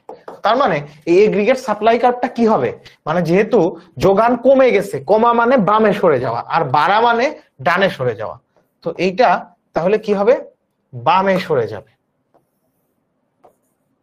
এটা এগ্রিগেট সাপ্লাই কার্ভ 1, এটা এগ্রিগেট সাপ্লাই কার্ভ 2 দিলাম। তো এখন দামটা আমি কি হবে, দাম বাড়ছে কিনা এটা দেখতে হবে, তাই তো। তো আমার প্রথমটার জন্য আমার ভারসাম্য ছিল এইখানে এগ্রিগেট সাপ্লাই কার্ভ 1, যখন আমার যোগানের পরিমাণ কমে নাই, তো তখন আমার ভারসাম্য দাম কত, এই যে এইখানে মনে করো 10 টাকা। এখন আবার নতুন ভারসাম্য কোথায়, চাহিদার যোগান রেখা ছেদ করছে এই যে এইখানে, তাহলে এইখানে জিনিসটার দাম কত, অবশ্যই 10-এর চেয়ে বেশি, তো এইখানে মনে করো সেইটা 15 হয়ে গেছে। তো তার মানে দেখো এই যে যোগান কমছে জন্য যোগান রেখা বাম দিকে পরিবর্তিত হয়েছে, আর চাহিদা রেখা এখানে স্থির, তো দাম বেড়ে গেছে, তো এইটা কি, এটা অবশ্যই মুদ্রাস্ফীতি। তাহলে কি চিত্র, এটা হচ্ছে ব্যয় বৃদ্ধি জনিত।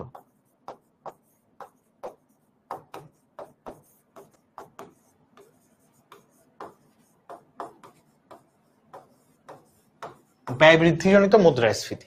তো দেখো এটা বুঝছো কিনা বলো, ব্যয় বৃদ্ধিজনিত মুদ্রাস্ফীতি এটা কি তোমরা বুঝতে পারছো?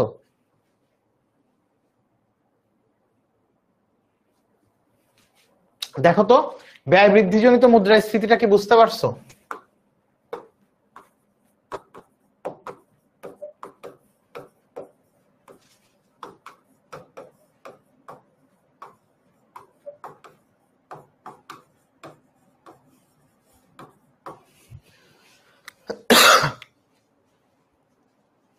আচ্ছা, ওকে, ভেরি গুড।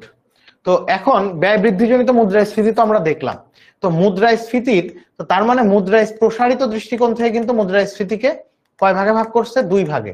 এই যে দেখো এইখানে এই চিত্রটা ছিল, আমি জাস্ট ওখানে তোমাদের লিখে দেখাই দিলাম।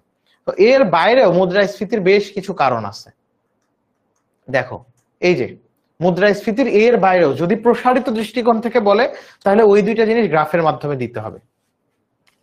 এখন যদি এরকম বলে যে প্রসারিত দৃষ্টিকোণ থেকে বলে নাই, তাহলে মুদ্রাস্ফীতির কারণগুলো বর্ণনা করো। 1 নম্বর কারণ কি বলছে, অর্থের যোগান বৃদ্ধি। অর্থের যোগান কেমনে বৃদ্ধি পায়, ধরো সরকার কোনো কারণে টাকা ছাপানো বাড়ায় দিল, অথবা সরকার বিভিন্ন বড় বড় প্রজেক্ট করতেছে, 5,000 কোটি টাকা, 10,000 কোটি টাকা, এরকম বড় বড় প্রজেক্ট করতেছে। তো এরকম প্রজেক্ট করা মানে কি, এরকম প্রজেক্ট করা মানে একটা ধরো পদ্মা সেতু করতেছে, পদ্মা সেতু করলে এখানে কি করবে, এখানে সে তোমার হচ্ছে সিমেন্ট লাগবে, রড লাগবে, বালি লাগবে, এই জিনিসগুলো যে কিনতেছে এগুলো তো দেশের বিভিন্ন কোম্পানির কাছ থেকেই কিনতেছে। তো তার মানে দেশের কোম্পানির কাছে সেইগুলা কিনলে দেশের কোম্পানির কাছে টাকা যাচ্ছে, সেখান থেকে কার কাছে, শ্রমিকের পকেটে টাকা যাচ্ছে, মালিকের পকেটে যাচ্ছে।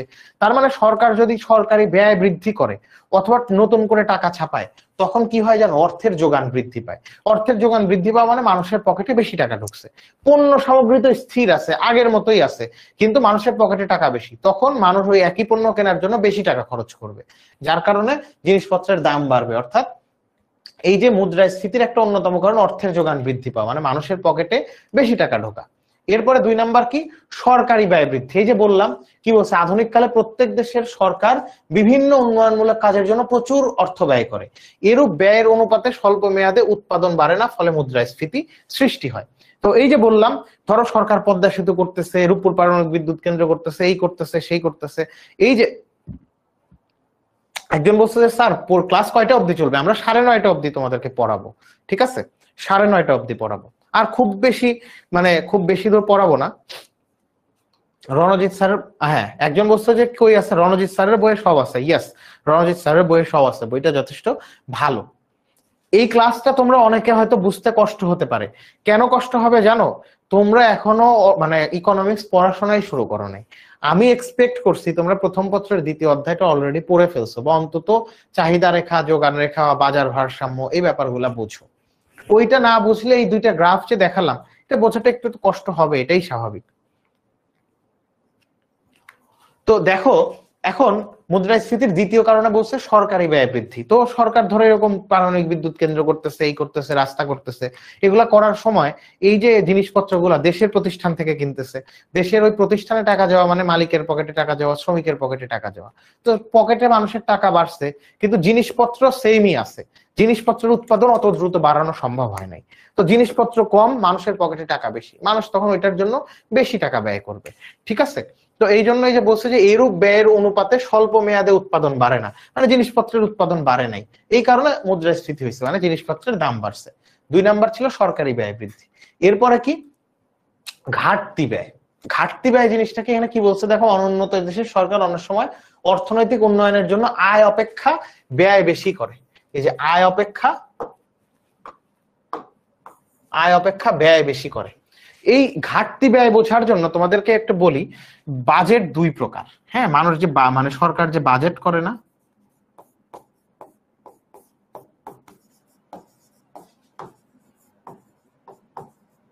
একটা হলো ঘাটতি বাজেট,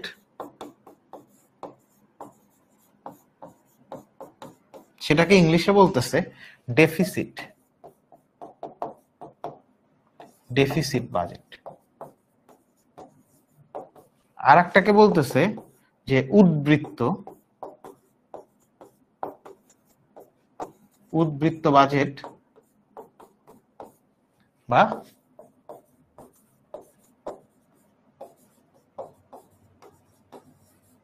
সারপ্লাস বাজেট। ঠিক আছে, তো ঘাটতি বাজেট জিনিসটা কি, এটা জাস্ট এইটা বোঝানোর জন্য আমি একটু বলে দিচ্ছি, ইন্টারেস্টিংও। সেটা হলো সরকার প্রত্যেক বছর বাজেট দেয়, বাজেট জুন মাসে দেয় না, জুন মাসে বাজেট দেয়।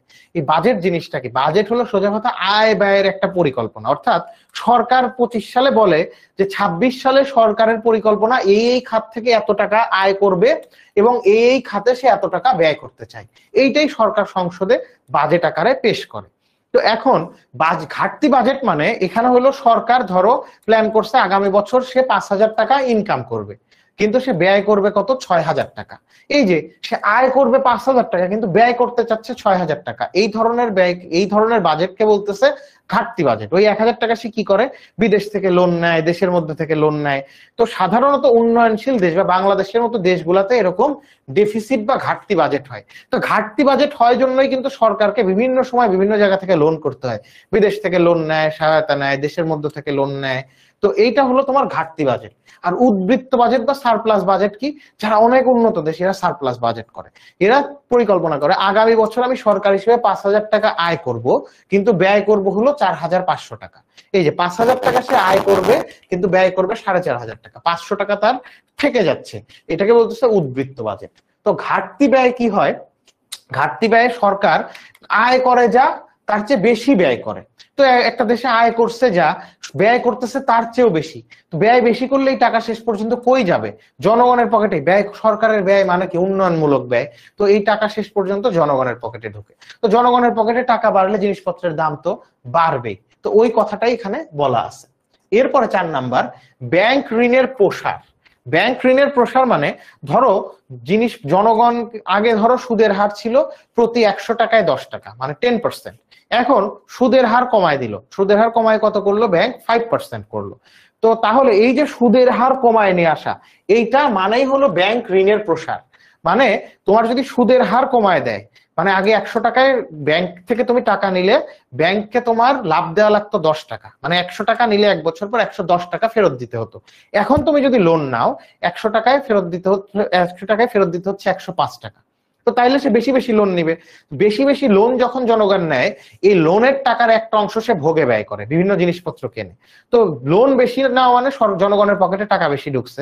তো জনগণের পকেটে টাকা বেশি মানে ওই সময় পণ্যের উৎপাদন বাড়ানো সম্ভব হয় নাই, পণ্য কম, জনগণের পকেটে টাকা বেশি, তাহলে জিনিসপত্রের দাম বাড়বে। তো ব্যাংক ঋণের প্রসারে এই জন্য বলছে যে বাণিজ্যিক ব্যাংক কর্তৃক অতিরিক্ত ঋণ সৃষ্টির ফলে দেশে অর্থের যোগান বৃদ্ধি পায়, মানুষের টাকা পয়সা বাড়ে, এর ফলে দাম স্তর ঊর্ধ্বমুখী হয়ে মুদ্রাস্ফীতি হয়, জিনিসপত্রের দাম বাড়ে। এরপরে কি ব্যয়যোগ্য আয় বৃদ্ধি। ব্যয়যোগ্য আয় জিনিসটা কি, ব্যয়যোগ্য আয় হলো বা ডিসপোজেবল ইনকাম যেটাকে বলতেছে, ব্যয়যোগ্য আয়ের ইংলিশ হচ্ছে ডিসপোজেবল ইনকাম।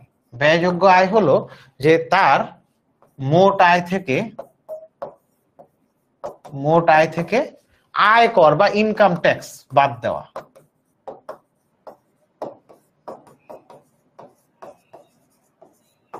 ইনকাম ট্যাক্স জিনিসটা কি, আমি যে প্রত্যেক বছর অর্থ উপার্জন করি, এই অর্থ উপার্জন করলে এইটার একটা অংশ সরকারের ঘরে দিয়ে দিতে হয়, সরকারকে দিয়ে দিতে হয়, সেইটাকে বলে ইনকাম ট্যাক্স। তো আমার আয় থেকে আয়কর বা সরকারের ঘরে যেটা দিতে হয় সেটা বাদ দিলে যেটা থাকে সেটা ব্যয়যোগ্য আয়। কেন এটাকে ব্যয়যোগ্য আয় বলতেছে? ধরো আমি এই বছরে 1 লাখ টাকা আয় করছি, এই পুরো 1 লাখ টাকায় কি আমার পণ্য যে আছে, পণ্য সামগ্রী, এটা ভোগ করার জন্য আমি ব্যয় করতে পারবো? আমার কাপড় চোপড় হাবিজাবি কিনতে পারবো না।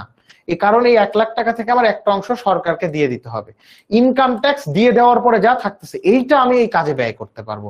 এই জন্য ইনকাম ট্যাক্স বাদ দিলে যা থাকে সেটাকে বলে ব্যয়যোগ্য আয়।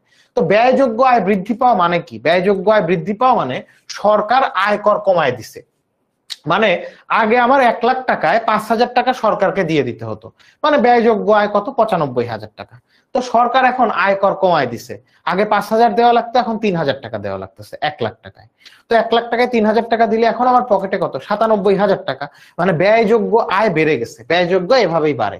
তো বলতেছে কি, সমাজে যদি ব্যয়যোগ্য আয় বেড়ে যায় মানে ইনকাম ট্যাক্স সরকার কমায় দিছে, যার কারণে মানে আগে 5,000 টাকা দেওয়া লাগতো, এখন 3,000 টাকা দেওয়া লাগে, তাহলে আমার পকেটে 97,000 টাকা আছে, আগের চেয়ে 2,000 টাকা বেশি। তো সমাজে ব্যয়যোগ্য আয় বাড়লে দ্রব্য সামগ্রীর চাহিদা বাড়ে, মানে ব্যয়যোগ্য আয় বাড়া মানে কি, জনগণের পকেটে টাকা বেশি জিনিসপত্র কেনার জন্য। তো ফলে জিনিসপত্র সে বেশি কিনতে চায়, কিন্তু পণ্য সামগ্রী তো বাজারে আগের মতোই আছে, ফলে জিনিসপত্রের দাম বাড়ে। ঠিক আছে, তো এইভাবে বেশ কিছু জিনিস দেওয়া আছে। এখানে কি বলা আছে? মজুরি ও বেতন বৃদ্ধি। তো শ্রমিকদের মজুরি ও বেতন বৃদ্ধি পেলে পকেটে টাকা বেশি, জিনিসপত্র বেশি কিনতে চায়, এই রকম সব কারণগুলা দেওয়া আছে। ঠিক আছে, তো এইগুলা কি বুঝতে পারছো? তোমাদের যদি বলে মুদ্রাস্ফীতির সাধারণ কারণগুলা লিখো, তাহলে তোমরা এইগুলা লিখবে। আর যদি বলে প্রসারিত দৃষ্টিকোণ থেকে মুদ্রাস্ফীতির মূল কারণ দুটি উল্লেখ করো, বা প্রসারিত দৃষ্টিকোণ থেকে মুদ্রাস্ফীতির কারণ ব্যাখ্যা করো, তাহলে উত্তর হচ্ছে একটা চাহিদা বৃদ্ধিজনিত মুদ্রাস্ফীতি আর একটা ব্যয় বৃদ্ধিজনিত মুদ্রাস্ফীতি, গ্রাফ সহ দিতে হবে। আর মুদ্রাস্ফীতির সাধারণ কারণ বা বাংলাদেশে মুদ্রাস্ফীতির কারণ বললে এই যে ঢালাও ভাবে এই পয়েন্টগুলো লিখতে হবে। বুঝতে পারছি কি আমরা? বাংলাদেশেও মুদ্রাস্ফীতির কারণ আছে, এইগুলাই হবে বাংলাদেশের মুদ্রাস্ফীতির কারণ, যা জাস্ট বইয়ে কিছু এত সাল এরকম কিছু তথ্য দেওয়া আছে, রিডিং পড়লেই পারবা। মুদ্রাস্ফীতির কারণও যা বাংলাদেশে মুদ্রাস্ফীতির কারণও তাই দেওয়া আছে, জাস্ট বাংলাদেশের জন্য স্পেসিফিক কিছু সালের কিছু তথ্য দেওয়া আছে, এটা যোগ করলেই হয়ে যাবে। ঠিক আছে, বলছে যে পেইড ব্যাচে কি সেকেন্ড অধ্যায় কমপ্লিট হয় না? এখনো পুরোপুরি কমপ্লিট হয় না, একটা ক্লাস বাদ আছে। বাট তোমরা যারা ভর্তি হতে চাও তাদের টেনশন করার কোনো কারণ নাই। ঠিক আছে, তোমাদের কোনো কারণ নাই, এই কারণে যে পেইড ব্যাচে তোমাদের যে ক্লাসগুলো অলরেডি হয়েছে, যে 5-6টা ক্লাস হয়েছে, আমাদের ক্লাস তো হবে প্রায় 50-60টা।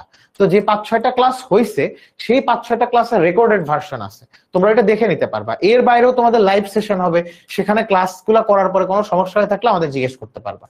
তো তোমাদের এর মধ্যে একটা জিনিস একটু দেখাই দিই, সেটা হলো এই যে তোমাদের কোর্স, হ্যাঁ, এই কোর্সটা তোমাদের, তোমরা 10 মিনিট স্কুল www.10minuteschool.com এই ওয়েবসাইটে গিয়ে এই কোর্সটা কিনতে পারবা। ঠিক আছে, www.10minuteschool.com। তো এইখানে এই কোর্সটার দাম হলো 3,000 টাকা। এখন তোমরা যদি ওই কোর্সটা কেনার সময় এই প্রোমো কোডটা অ্যাপ্লাই করো, একটু লিখে নিতে পারো, ইমাম এইচএসসি 2027, ইমাম এইচএসসি 2027, এইটা দিলে 3,000 টাকার এই ফুল কোর্সটা তোমরা মাত্র 2,000 টাকায় কিনতে পারতেছো। এবং 2,000 টাকায় কিন্তু তোমরা ইকোনমিক্সের প্রথম পত্রের 10টা অধ্যায়, দ্বিতীয় পত্রের 10টা অধ্যায়, পুরো 10-20টা অধ্যায় কমপ্লিট হবে, দাগানো স্লাইড পাবা, তোমরা প্রত্যেক ক্লাসের জন্য পিডিএফ নোট পাবা, যে ক্লাস নোট, যেটা হচ্ছে তোমরা প্রিন্ট আউট করে নিতে পারবা। এবং প্রত্যেক ক্লাসের পরে তোমাদের এক্সাম হবে, বোর্ড স্ট্যান্ডার্ড 2টা মডেল টেস্ট তোমাদের হবে এর মধ্যে, এবং এই পুরো কোর্সটা আমরা মাত্র 8 মাসে শেষ করে দিব। সো তোমরা যারা আগ্রহী কিনতে চাও, দেখো আমি পড়াই এবং কাইফ নামে একটা ছেলে, ও জগন্নাথ বিশ্ববিদ্যালয়ে পড়ে, আমরা দুইজন মিলে তোমাদের এই কোর্সটা পড়াই। কাইফকে তোমরা প্রচুর ভিডিওতে দেখবা, ভিডিওতেও দেয়, অনেক ফানি। হ্যাঁ, তো যাই হোক, তো তোমরা যারা এই কোর্সটা ডিসকাউন্টে কিনতে চাও তারা আজকেই www.10minuteschool.com এই ওয়েবসাইটে চলে যাবা, এবং সেখানে গিয়ে যখন কিনবা, তখন কেনার সময় সামনে যে আগালে দেখবা যে এখানে একটা প্রোমো কোড দেওয়ার জায়গা আছে, প্রোমো কোড দিলে দেখবা 3,000 টাকার কোর্স 2,000 হয়ে গেছে। সো তোমরা কিনে ফেলতে পারবা। আর যাদের ইকোনমিক্স এবং জিওগ্রাফি দুইটাই আছে, তারা বান্ডেল আকারে কিনতে পারো, বান্ডেল আকারে কিনলে এটার দাম আরো কম পড়বে। ঠিক আছে, তো দেখো বান্ডেল আকারে যদি কেনো তাহলে কি হয়, এখানে ইকোনমিক্স আবার যে পড়া, ইকোনমিক্স তো কিন্তু চমৎকার পড়ায়, এই যে সিমেন্স, আল রাব্বি সিমেন্স, তো আমার বন্ধু খুবই চমৎকার পড়ায়। তো তোমাদের নরমালি কি, তুমি যদি মনে করো ইকোনমিক্স এবং জিওগ্রাফি দুইটাই আছে তোমার, তুমি শুধু ইকোনমিক্স কিনতে চাও না, দুইটা একসাথে কিনতে চাও, তাহলে তোমার একটা লাভ আছে। লাভটা কি, তুমি যদি ইকোনমিক্স প্রোমো কোড দিয়ে আলাদা কেন 2,000 টাকা, জিওগ্রাফিও আলাদা প্রোমো কোড দিয়ে কেন 2,000 টাকা, কত খরচ হচ্ছে? মোট 4,000 টাকা তোমার খরচ হবে। কিন্তু যার আর্টসে পড়ো, যাদের ইকোনমিক্স জিওগ্রাফি দুইটাই আছে, তাদের কিন্তু এই কোর্সটা নিতে হবে, যে জিওগ্রাফি প্লাস ইকোনমিক্স। এইটা ছিল শুধু ইকোনমিক্স, যাদের শুধু ইকোনমিক্স আছে, ইকোনমিক্স লাগবে নিবা। কিন্তু ধরো অনেকে কমার্স থেকে আসছে, অনেকে জিওগ্রাফি নাই, কিন্তু যাদের ইকোনমিক্স এবং জিওগ্রাফি আছে তারা জিওগ্রাফি প্লাস ইকোনমিক্স। এই কোর্সটার দাম কিন্তু 6,000 টাকা।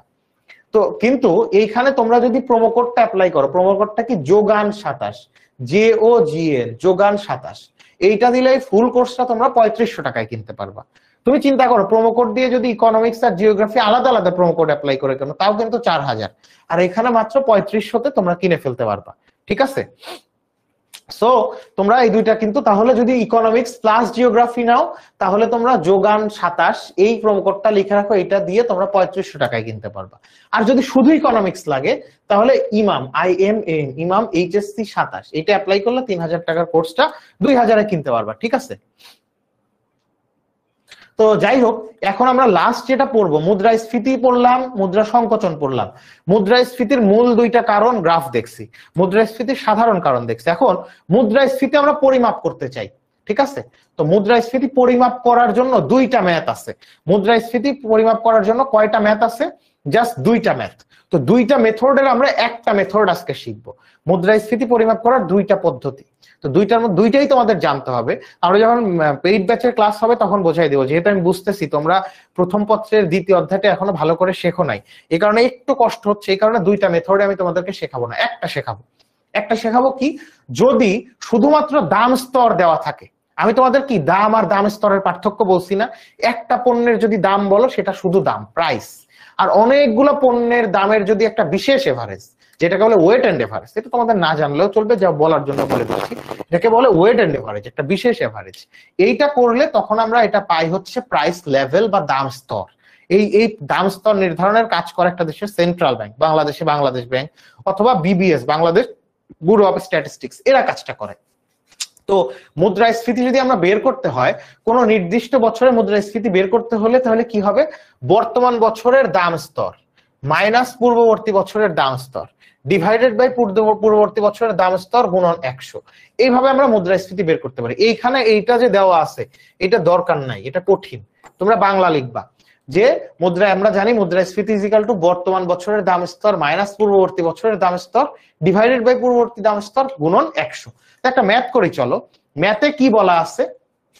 ম্যাথে বলতেছে 2013 সালে চালের কেজি ছিল 40 টাকা, 2014 সালে চালের দাম বৃদ্ধি পেয়ে 100 টাকা, চালের দাম বৃদ্ধি পেয়ে 50 টাকা হলো, 100 বৃদ্ধি পেয়ে না, এটা এখানে ভুল আছে, বৃদ্ধি পেয়ে 50 টাকা হলো। এখন তাহলে মুদ্রাস্ফীতি কত? মুদ্রাস্ফীতি নির্ণয় করো, মুদ্রাস্ফীতি নির্ণয় করো। তো তুমি কি জানো যে মুদ্রাস্ফীতি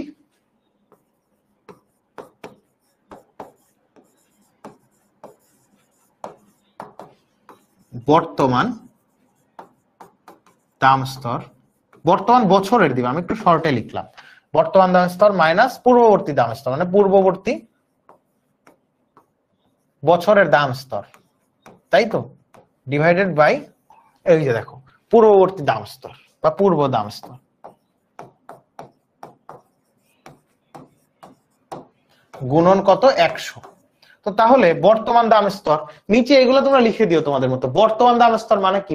14 সাল, 14 সালটাই তো আপডেটেড, তাইলে 14 সালে দাম স্তর কত? 50, আর 13 সালে দাম স্তর কত ছিল? 40, ডিভাইডেড বাই 40 গুণন 100। তো তাহলে 10/40 গুণন 100। তো এইখানে দেখো এই এখন যদি 1/4 গুণন 100 এটা করো, তো তাইলে এই যে 1/4 গুণন 100, তো 100-কে 4 দ্বারা কাটাকাটি করলে কত হচ্ছে? 25। তাহলে এটা 25%। পার্সেন্ট কেন? এই যে 100 দ্বারা গুণন ছিল, তো তার মানে মুদ্রাস্ফীতি হয়েছে 25%। তো এই ধরনের ম্যাথ থাকলে করতে পারবা না? দেখো তো, এই ধরনের ম্যাথ থাকলে করতে পারবা না তোমরা? দেখো একদম সহজ ম্যাথ। দুইটা নিয়ম আছে, দুই রকমের ম্যাথ আসে, দুই টাইপের ম্যাথ আসে মুদ্রাস্ফীতি থেকে। সহজ টাইপটা এটা আমি করাই দিলাম, আর একটা আছে একটু টাফ ওইটা। সো হোপফুলি এটা পেইড ব্যাচে তখন তোমাদের ক্লাস করাবো ইনশাল্লাহ, তখন করাই দিব। এখন করালাম না এই কারণে, পেইড ফ্রি ক্লাস এই জন্য করালাম না তা কিন্তু না, এই লোডটা তোমরা নিতে পারবে না। তোমাদের প্রথম পত্রের প্রথম অধ্যায় দ্বিতীয় অধ্যায় ভালোভাবে পড়া থাকলে তাইলে আমি এই লোডটা তোমাদের দিতাম, বাট অনেকেই বুঝতে পারতেছে না, এই জন্য দিলাম না, ঠিক আছে? সো হোপফুলি তোমরা এই ম্যাথটা বুঝতে পারছো, এইখানে করা ছিল ওই জিনিসটাই জাস্ট করাই দিলাম, ঠিক আছে? ওকে, ভেরি গুড।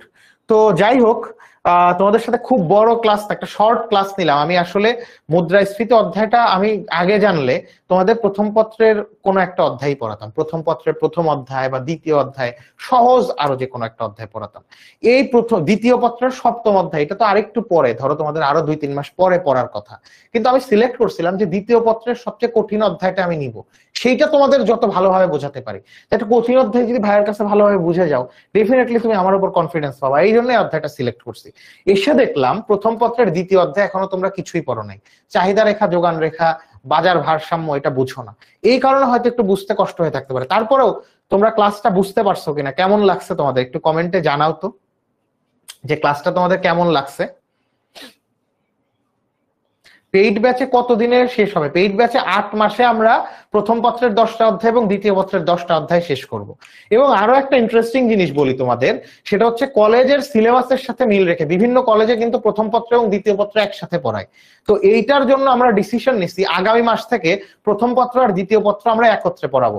ধরো প্রথম পত্রের 1-2 অধ্যায় পড়ানো শেষ হইলে আমরা দ্বিতীয় পত্রে 1-2 অধ্যায় পড়াই ফেলবো। এইভাবে আমরা পড়ালে যেটা হবে, বিভিন্ন কলেজে আবার 2 পত্র একই সাথে পড়াচ্ছে, তো তাদের জন্য এটা সুবিধা হবে। তো আমরা এই ডিসিশন নিচ্ছি আগামী মাস থেকে আমরা প্রথম পত্র আর দ্বিতীয় পত্র চ্যাপ্টার গুলো একসাথে পড়াবো। একটা টিচার প্রথম পত্র পড়াবে এক অধ্যায়, পরের সপ্তাহে আর একটা টিচার দ্বিতীয় পত্রে আর একটা অধ্যায় পড়াই দিবে, ঠিক আছে? আচ্ছা, অনেকে বলছো যে অনেক ভালো লাগছে, অনেকের কাছে মোটামুটি ভালো লাগছে। সো মোটামুটি যাদের কাছে, যাদের একটু বুঝতে কষ্ট হয়েছে, ট্রুলি আমি যেভাবে পড়াইছি এটা তোমাদের বুঝতে পারার কথা, বুঝো নাই কারণ হলো দ্বিতীয় অধ্যায় অনেকে পড়ো নাই।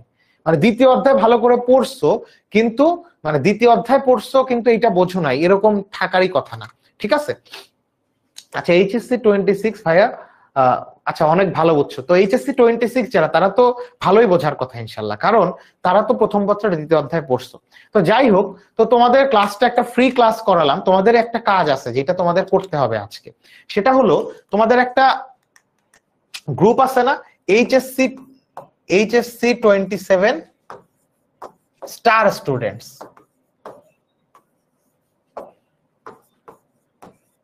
স্টার স্টুডেন্টস এই নামে একটা গ্রুপ আছে।